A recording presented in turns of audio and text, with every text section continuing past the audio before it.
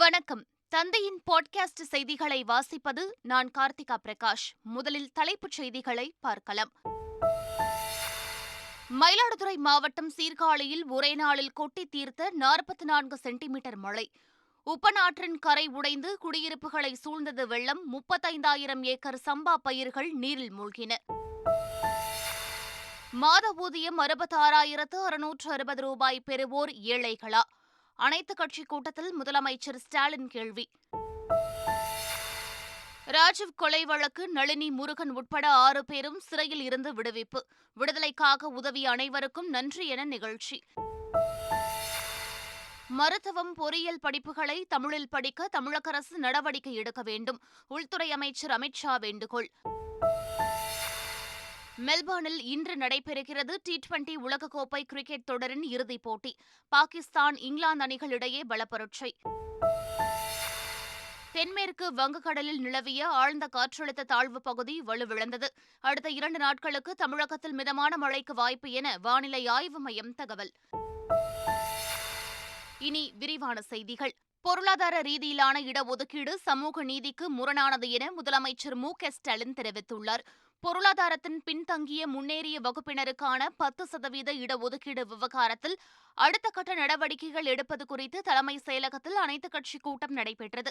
கூட்டத்தில் பேசிய முதலமைச்சர் ஸ்டாலின், பொருளாதார ரீதியாக இடஒதுக்கீடு அளிக்கப்பட்டால் சமூக நீதி தத்துவம் உருக்குலைந்துவிடும் என்றார். மேலும் 10% இடஒதுக்கீடு வரையறையின்படி தினமும் 2,222 ரூபாய் சம்பாதிப்பவர்கள் ஏழைகளா என முதலமைச்சர் கேள்வி எழுப்பினார். 2000 ஆண்டுகளாக கல்வியும் வேலைவாய்ப்பும் மறுக்கப்பட்ட சமூகத்தை தூக்கிவிடுவதுதான் சமூக நீதியை தவிர அது வறுமை ஒழிப்பு திட்டம் அல்ல என்பதை உச்சநீதிமன்றம் ஏராளமான தீர்ப்புகளில் சொல்லியிருக்கிறது. இன்னும் சொன்னால், முன்னேறிய சாதி ஏழைகளுக்காக உருவாக்கப்பட்டதாகவும் இந்த சட்டத்திருத்தம் இல்லை என்பதுதான் உண்மை. ஆண்டு வருமானம் 8 லட்சம் ரூபாய்க்கு கீழே உள்ளவர்கள் இதன் பயனை பெறலாம் என்கிறார்கள். அப்படியானால் மாத வருமானம் 66,660 ரூபாய் பெறுபவர்கள் ஏழைகளா? தினமும் 2,222 ரூபாய் சம்பாதிப்பவர்கள் ஏழைகளா?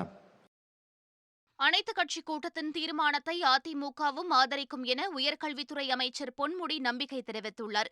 மேலும் தமிழகத்தில் பொருளாதாரத்தில் பின்தங்கிய உயர் வகுப்பினருக்கான 10% இடஒதுக்கீடு அமல்படுத்தப்பட மாட்டாது எனவும் அமைச்சர் பொன்முடி திட்டவட்டமாக தெரிவித்தார்.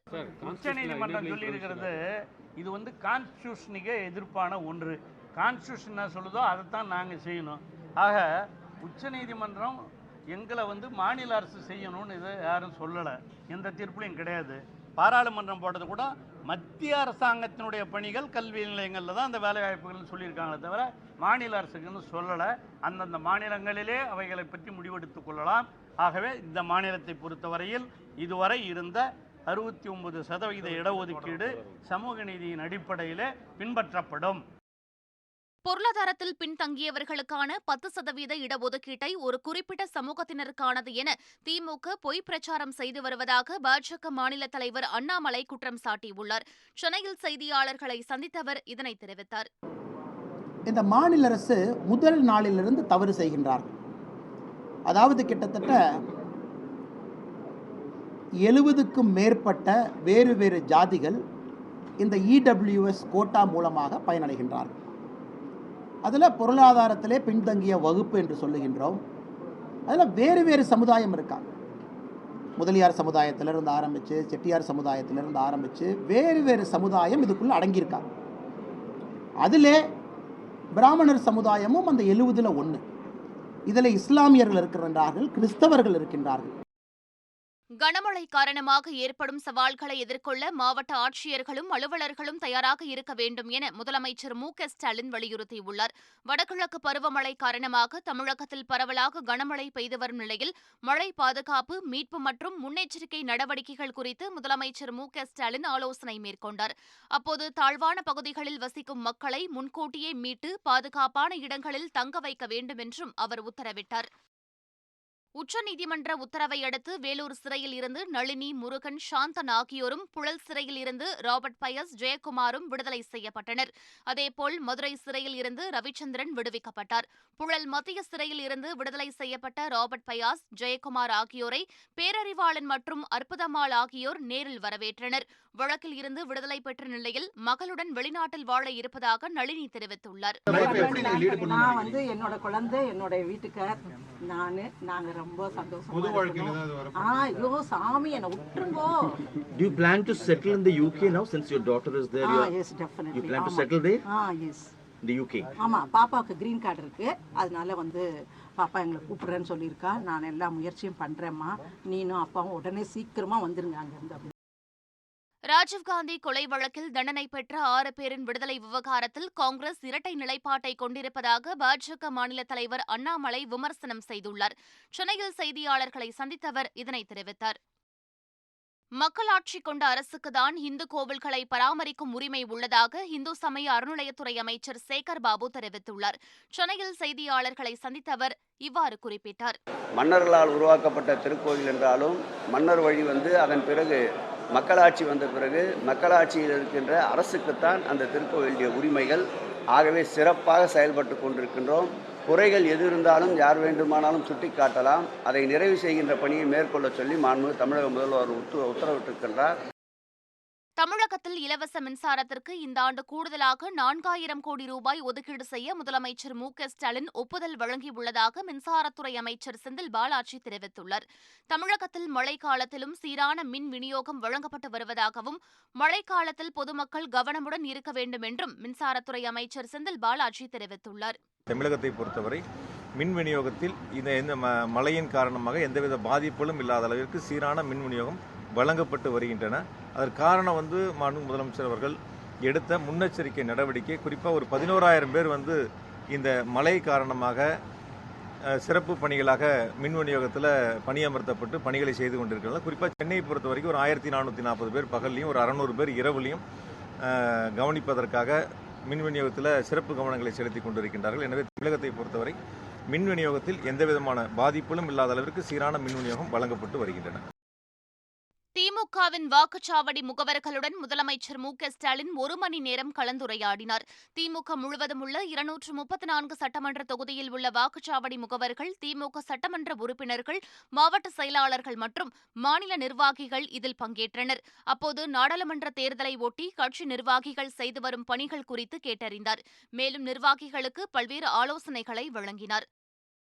தமிழகம் முழுவதும் நடந்த தேசிய லோக் அதாலத்தில் 437 கோடியே 98 லட்சம் ரூபாய் மதிப்பிலான 70,029 வழக்குகள் தீர்வு காணப்பட்டுள்ளன.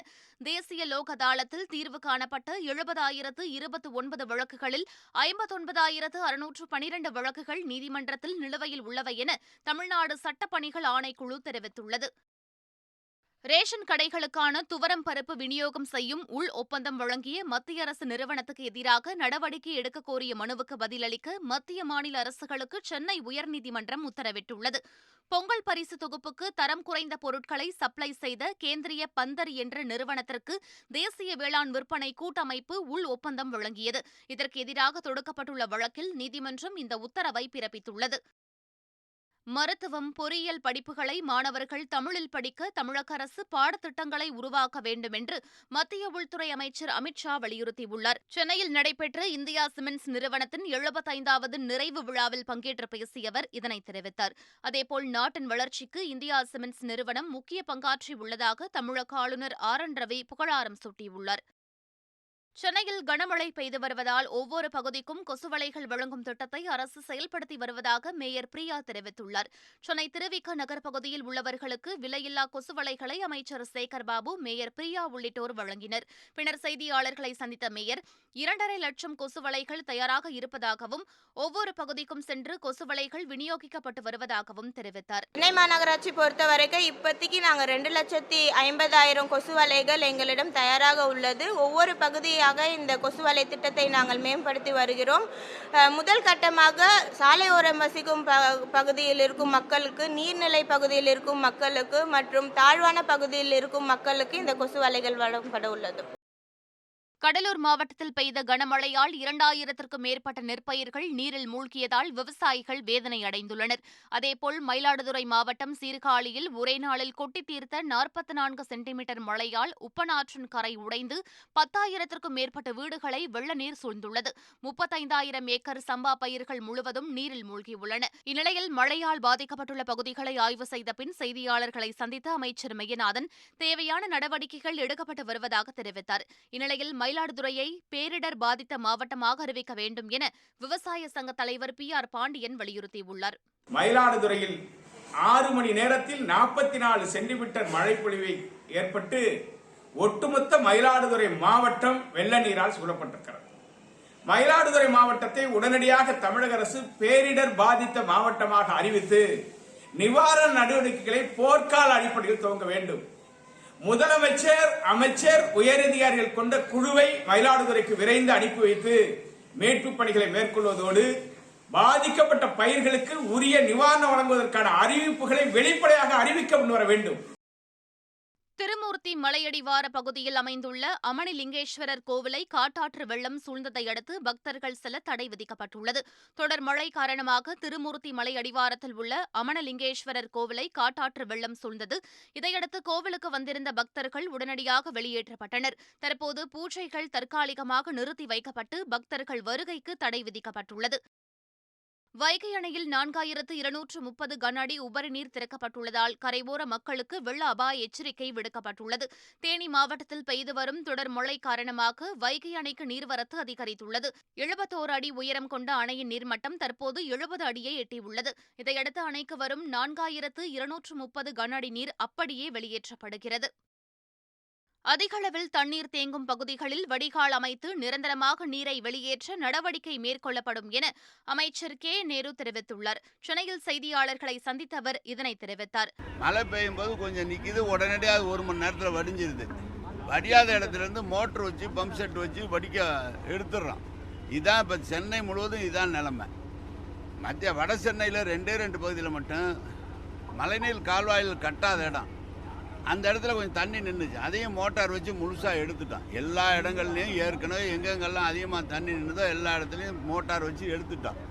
மோட்டார் வச்சு இப்போ எடுத்ததை மறுபடியும் அதை எஸ்டிமேட் போட்டு அந்த பகுதியிலையும் கால்வாய் கட்டி எந்த காலத்திலையும் மக்களுக்கு இடைஞ்சல் இல்லாத அளவுக்கு பண்ணுறதுக்கு நகராட்சித்துறை ரெடி ஆகிட்டுது. சென்னையில் தண்ணீர் தேங்கினாலும் உடனே வெளியேற்றப்பட்டு விடுகிறது என்று பொதுமக்கள் அரசை வாழ்த்துவதற்கு உள்ளாட்சி பணியாளர்களின் இடைவிடாத பணியே முக்கிய காரணம் என்று முதலமைச்சர் M.K. ஸ்டாலின் பாராட்டு தெரிவித்துள்ளார். அவர் வெளியிட்டுள்ள ட்விட்டர் பதிவில், அடாத மழையிலும் விடாது பணியாற்றும் அந்த ஊழியர்களுக்கு மக்கள் சார்பில் நன்றி தெரிவித்துக் கொள்வதாக குறிப்பிட்டுள்ளார். சட்டவிரோதமாக செம்மண் எடுத்து அரசுக்கு இழப்பு ஏற்படுத்திய வழக்கில் இருந்து தன்னை விடுவிக்க கோரி அமைச்சர் பொன்முடி தாக்கல் செய்த மனுவை சென்னை உயர்நீதிமன்றம் தள்ளுபடி செய்துள்ளது. இது தொடர்பான வழக்கில் இருந்து விடுவிக்க கோரி பொன்முடி தாக்கல் செய்த மனு சென்னை உயர்நீதிமன்றத்தில் விசாரணைக்கு வந்தது. அப்போது காவல்துறை தரப்பில் தாக்கல் செய்யப்பட்ட ஆவணங்கள் மற்றும் சாட்சியங்கள் மனுதாரருக்கு எதிராக இருப்பதாக கூறிய நீதிபதி மனுவை தள்ளுபடி செய்தார். போக்குவரத்து போலீசார் முறைகேடுகளில் ஈடுபட்டால் துறை ரீதியான நடவடிக்கை மேற்கொள்ளப்படும் என சென்னை மாநகர போலீசார் எச்சரிக்கை விடுத்துள்ளனர். மேலும் போக்குவரத்து காவல்துறையினர் அபராதத்தை வசூலிக்கும் போது வாகன ஓட்டிகளிடம் கனிவாக நடந்து கொள்ள வேண்டும் என சென்னை மாநகர போலீசார் அறிவுரை வழங்கியுள்ளனர். தூத்துக்குடி மாவட்டம் திருச்செந்தூரில் சிவந்தி ஆதித்தனார் பொறியியல் கல்லூரியின் 23வது பட்டமளிப்பு விழா நடைபெற்றது. இந்நிகழ்ச்சியில் Chennai Infosys limited technology architect doctor A. Mohammed Munawar Hussain சிறப்பு விருந்தினராக கலந்து கொண்டு மாணவர்களுக்கு பட்டம் வழங்கினார். விழாவில் கல்லூரி முதல்வர் வைஸ்லின் ஜிஜி வரவேற்று பேசி ஆண்டறிக்கை வாசித்தார். இந்நிகழ்ச்சியில் 367 மாணவ மாணவிகள் பட்டம் பெற்றனர். தென்கிழக்கு வங்கக்கடல் பகுதியில் 16ஆம் தேதி குறைந்த காற்றழுத்த தாழ்வு பகுதி உருவாக வாய்ப்புள்ளதாக வானிலை ஆய்வு மையத்தின் தென்மண்டல தலைவர் பாலச்சந்திரன் தெரிவித்துள்ளார். தென்கிழக்கு வங்கக்கடலில் அடுத்து ஒரு குறைந்த காற்றழுத்த தாழ்வு பகுதி உருவாவதற்கு 16ஆம் தேதி ஒட்டி உருவாவதற்கான வாய்ப்பு உள்ளது. அதுதான் நிலை. தொடர்ந்து கண்காணித்து அவ்வப்பொழுது தெரியும். T20 உலகக்கோப்பை கிரிக்கெட் தொடரின் இறுதிப் போட்டியில் பாகிஸ்தானும் இங்கிலாந்தும் இன்று சாம்பியன் பட்டத்துக்காக பலப்பரட்சை நடத்தவுள்ளன. மெல்பர்ன் கிரிக்கெட் மைதானத்தில் இந்திய நேரப்படி பிற்பகல் 1:30 மணிக்கு இந்த போட்டி தொடங்குகிறது. நியூசிலாந்தை வீழ்த்தி பாகிஸ்தானும் இந்தியாவை வீழ்த்தி இங்கிலாந்தும் இறுதிப் போட்டிக்கு வந்துள்ளன. இரு சம பலம் வாய்ந்த அணிகள் மோதும் இறுதிப் போட்டி கிரிக்கெட் ரசிகர்களுக்கு விருந்து படைக்கவுள்ளது. மீண்டும் தலைப்புச் செய்திகள். மயிலாடுதுறை மாவட்டம் சீர்காழியில் ஒரே நாளில் கொட்டி தீர்த்த 44 சென்டிமீட்டர் மழை. உப்பனாற்றின் கரை உடைந்து குடியிருப்புகளை சூழ்ந்தது வெள்ளம். 35,000 ஏக்கர் சம்பா பயிர்கள் நீரில் மூழ்கின. மாத ஊதியம் 66,660 ரூபாய் பெறுவோர் ஏழைகளா? அனைத்துக் கட்சி கூட்டத்தில் முதலமைச்சர் ஸ்டாலின் கேள்வி. ராஜீவ் கொலை வழக்கு நளினி, முருகன் உட்பட 6 பேரும் சிறையில் இருந்து விடுவிப்பு. விடுதலைக்காக உதவிய அனைவருக்கும் நன்றி என நிகழ்ச்சி. மருத்துவம், பொறியியல் படிப்புகளை தமிழில் படிக்க தமிழக அரசு நடவடிக்கை எடுக்க வேண்டும். உள்துறை அமைச்சர் அமித்ஷா வேண்டுகோள். மெல்பர்னில் இன்று நடைபெறுகிறது T20 உலகக்கோப்பை கிரிக்கெட் தொடரின் இறுதிப் போட்டி. பாகிஸ்தான், இங்கிலாந்து அணிகளிடையே பலப்பரட்சை.